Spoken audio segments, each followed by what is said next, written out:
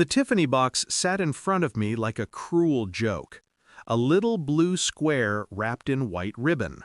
For a moment I thought maybe, just maybe, she remembered who I was. 10 years of marriage, 10 years of sacrifice, and maybe she'd chosen to honor it. But when I pulled the ribbon, when I opened the box, the weight of paper, not jewelry, pressed against my fingers. Divorce papers. "You've gotten fat and boring," she said. Her voice was steady, practiced. And beside her, the boy, 25 maybe, laughed. A high, nervous giggle that made the room colder. My pen hovered. For a second, I almost gave her what she wanted. Rage, begging, a plea for her to stay. Instead, I signed. Slow, controlled. Then I looked up and smiled. Perfect timing. I slid an envelope across the table. She reached for it. He glanced down, saw what was inside, and screamed. The sound split the air like glass breaking.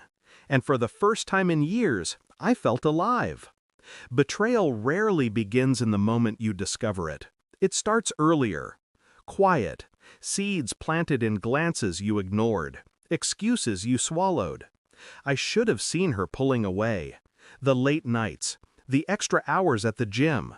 The phone turned screen down on the table. But I convinced myself it was stress. Fatigue. Marriage is supposed to bend, not break. I told myself she was mine. That the woman who once whispered she couldn't live without me hadn't suddenly rewritten her story. But the truth had been there all along, in the silence between our conversations, in the way she smiled at strangers but never at me. And when she delivered those papers with a smirk, I realized something bitter. She hadn't been planning to leave. She'd been planning to humiliate me. Her gift wasn't freedom, it was spectacle. And I knew then she wanted to watch me collapse. She wanted to see me crawl. I didn't collapse. I didn't beg. I watched. I studied. Every laugh they shared was another thread unraveling. Every touch of her hand on his arm was a confession without words. While she thought I was dying inside, I was already digging. I pulled old bank records, hotel receipts, car mileage that didn't add up. Every detail sharpened into a blade. Then the photographs. Private investigators don't ask many questions when you pay in cash. They delivered me weeks' worth of images.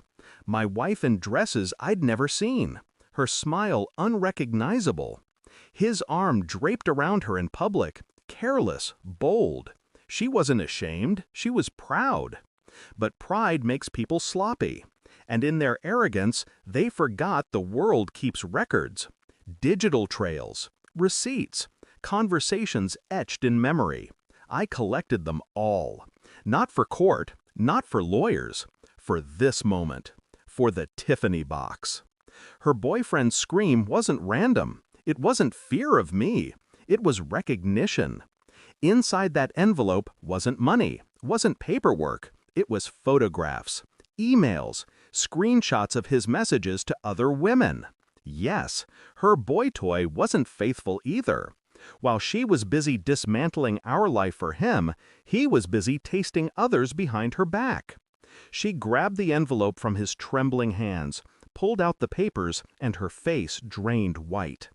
"Where did you—" she started, but I cut her off with silence. I leaned back, calm, detached, watching her unravel as she realized her grand betrayal had been nothing but a sideshow in his bigger circus. She looked at him, then at me, desperate, searching for footing. I gave her none. "Perfect timing," I repeated, almost whispering, because while she thought she was giving me an ending, I was giving her one. I stood, straightened my jacket, and left the Tiffany box open on the table. Divorce papers inside. My signature clear. "You wanted a show," I told her, finally breaking my silence. "This is your stage." Her boyfriend buried his face in his hands. She clutched the envelope like it was burning her fingers. Neither of them looked at me as I walked out. They couldn't. because nothing is more terrifying than the person who refuses to play the role you wrote for them. Driving away, I expected anger, grief, some hollow ache where my life used to be, but all I felt was clarity. Marriage was supposed to be two people building a fortress against the world. She built hers with someone else, and now she sat in the ruins, alone, exposed. The Tiffany box had been her weapon. She thought it would gut me. Instead, it became her coffin. I didn't need revenge in fire or blood. I needed her to look in the mirror and see what she'd become. And tonight, she would. She gave me divorce papers wrapped in Tiffany blue, but I gave her the truth in silence. Thanks for watching. Don't forget to like, share, and comment. Subscribe now to Cheating Stories Insight World for more amazing stories.